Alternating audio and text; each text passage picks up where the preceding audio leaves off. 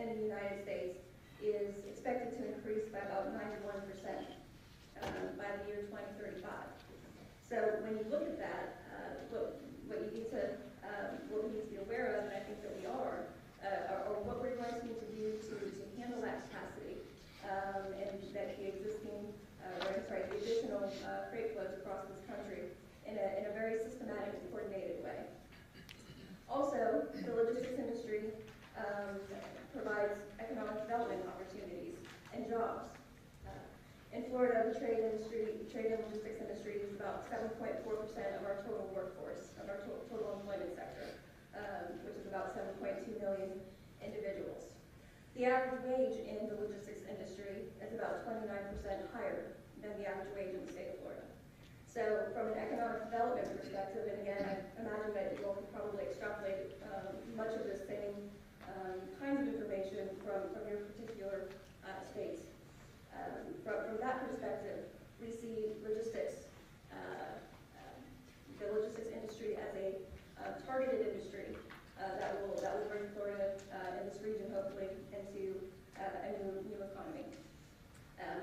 As I discussed, I'm kind of operating on a broader policy level here, and so there's three things that I'd like to discuss briefly today, and that's the focus on global competitiveness, the federal coordination among existing programs and future programs that relate to freight trade, and also how to incentivize innovative models around these issues.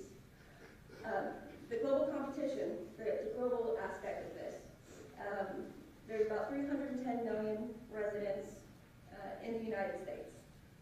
There are 6.8 billion residents across the world. So the United States represents about 4.5% of the world's population.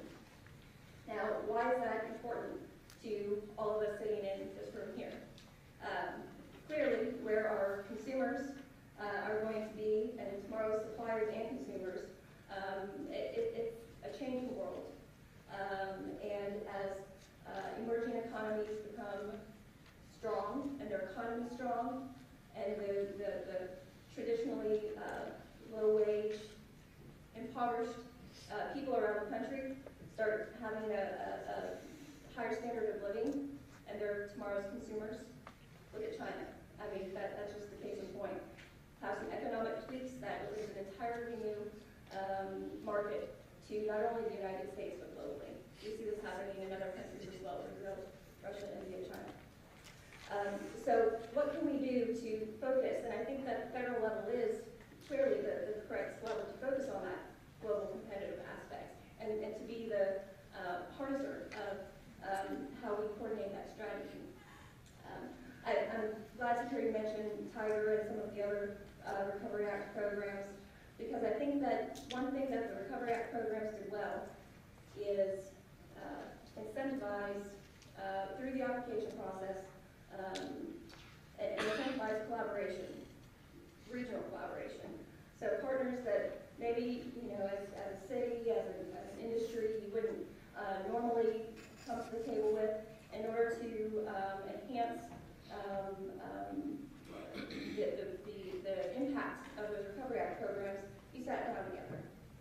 I think that there's opportunities to do that in freight and national freight trade policy to be the incentivizer of those kinds of collaborations, the carrot, if you will, but doing it at a global level. So not just what will have a regional impact, but what will have a global impact and help fund those projects that will lead us into global competitiveness. Also, in coordination, we've referenced several programs that already exist on the federal level, Safety Blue, aviation reauthorization, ports programs. There's a tremendous amount of investment being made in these areas already, currently. One opportunity that I think that we have from I guess, maximizing efficiencies, input to output, is leveraging those investments that already exist with each other. So if we're coordinated in the approach and we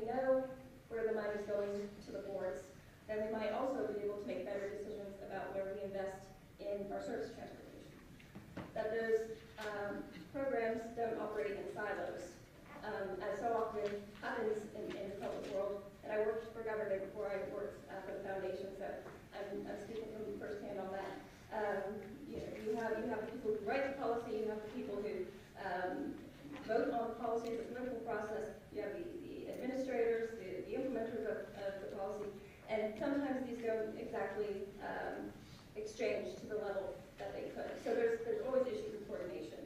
But I think that within the federal programs, there could be a communication that helps make sure that we are maximizing those investments. Also, leveraging state investments, state and local investments. I think what you're going to see, and what another thing that the Recovery Act proved, is that there was a lot of pent-up demand for projects. I mean, I can't not name the number off the top of my head, you probably could, but the Tiger, the amount of money applied for through the transportation investments, generating economic recovery, it was amazing. And not just in that silo, but across a lot of the programs. Broadband, the electric transmission lines. Across the board, there was a huge response. And so what I think that this speaks to is some pent-up demand. And if you're able to leverage what the state investments are going to be and the local investments are going to be through those kinds of programs, I think that you're making sure everybody has a little bit of skin in the game, and you're maximizing your funding there. Gary, if I could jump in, Haley, for just a second. I want to make sure that we've got a 10-minute window for each of the panels, and then, so that we do have plenty of time to come back. Maybe just make a couple of concluding points, and then we need to move to the other panels. Sorry, I apologize. No, your enthusiasm is contagious.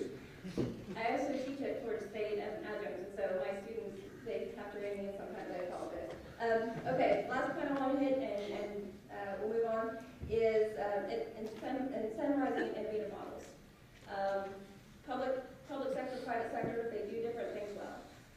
Government governs, that's what they do well. Private sector innovates. And I think that if you can get the balance right, and the P3s, the public-private partnerships that will allow the balance between the governance of government and the innovativeness of the private sector, solutions will be found. And I think that if we can pilot some projects and provide policy tools to ensure that the pilot projects